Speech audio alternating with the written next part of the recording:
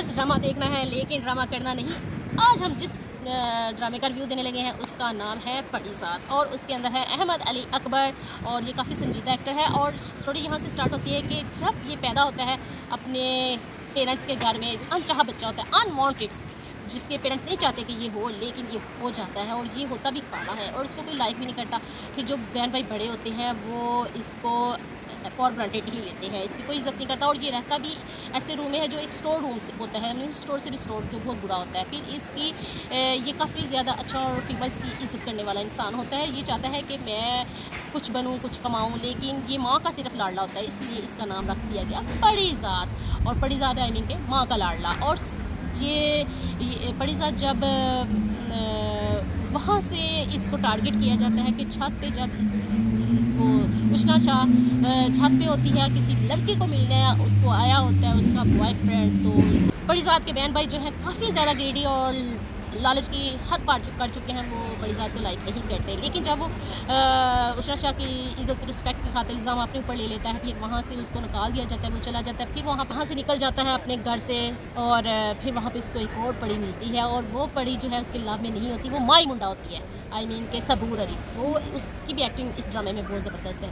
और उसके बाद जब वो भी इसको इतना नहीं लाइक करते, फिर ये एक जो क्रिमिनल बंदा होता है नुमान इजाज़ के हाथे चढ़ जाता है। और फिर उसकी जो वाइफ होती है वो किसी और भी इंटरेस्टेड होती है, वो उसका ड्राइवर बन जाता है। और उसकी वाइफ कहती है कि तुम मुझे यहाँ लेके जाओ, वहाँ लेके जाओ, लेकिन उसको ना बताना। फिर उसका अपना बंदा नुमान इजाज़ का बन जाता है और फिर एंड पर नुमान इजाज़ ज़ाहिर एज का बड़ा होता है, वो मर जाता है।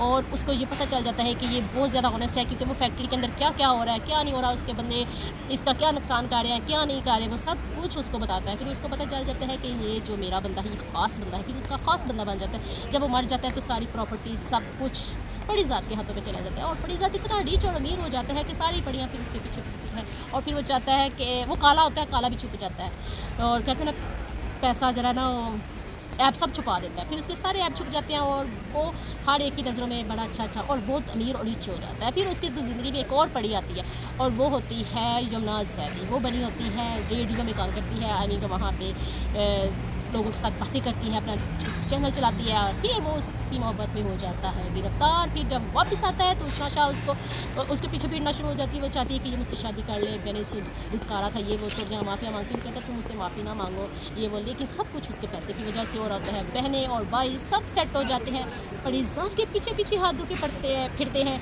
आई मीन के हाथ बांधे फिरते हैं जैसे उसके गुलाम। वही लोग जो उसको जूती की नोक पे रखते थे, उसके अपने रिश्ते, उसके अपने बहन भाई, और वही लोग उसको सारा आंखों पे बिठाते हैं सिर्फ और सिर्फ पैसे की वजह से। उसको भी पता होता है कि माया माया है। सो व्यूअर्स, ड्रामा काफ़ी इंटरेस्टिंग है। अगर आपको इस ड्रामे के अंदर कुछ और सुनना है, कुछ और ऐसे इंटरेस्टिंग सीन्स देखने हैं या हमसे रिव्यूज़ का लेना है तो हमारे चैनल को लाइक शेयर और सब्सक्राइब करें और कमेंट्स भी दें कि आप किस तरह के ड्रामास की रिव्यूज़ देखना चाहते हैं और लॉन्ग वीडियो देखना चाहते हैं तो हम लॉन्ग भी बना के आपको दिखाएंगे। सो व्यूअर्स, चैनल को लाइक शेयर एंड सब्सक्राइब।